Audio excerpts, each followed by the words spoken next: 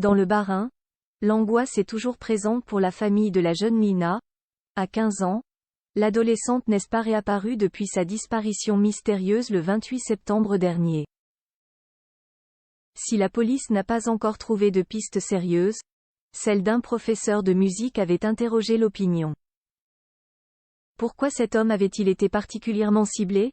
Élément de réponse. La suite après la publicité, c'est l'une des premiers à avoir été suspecté dans l'affaire de la disparition de Lina, alors que l'adolescente de 15 ans n'a donné aucun signe de vie depuis le samedi 28 septembre, et son trajet parcouru entre chez sa maman et la gare de Saint-Blaise-la-Roche, où elle n'est jamais arrivée.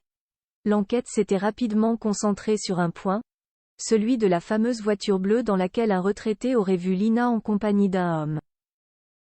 Et parmi les propriétaires de voitures bleues dans le même genre que celle décrite par le témoin, un professeur de musique de la région.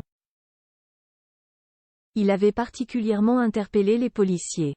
Pour preuve, il a même vu sa maison être fouillée de fond en comble par la police lors d'une perquisition le 30 septembre. Examinée dans les moindres détails, la demeure avait également été passée au luminol et au Blue Star, deux produits qui révèlent les traces de sang, même nettoyées avec précision.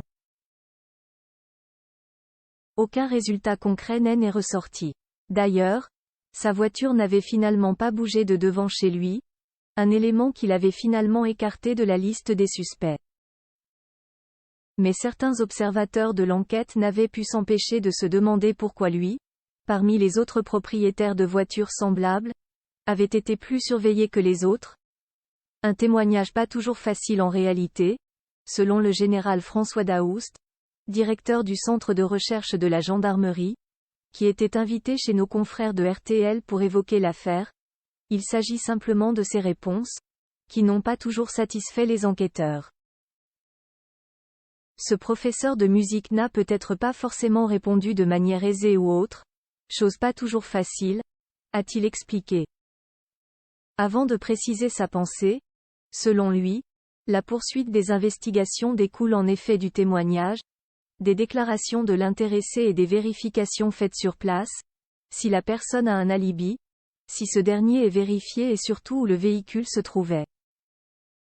Et de conclure, les gendarmes ont fait le travail qu'ils devaient faire, en passant le véhicule au peigne fin, car il ne faut rien négliger.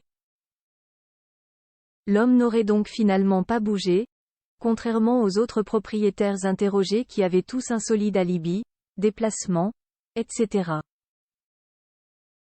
Parenthèse fermante.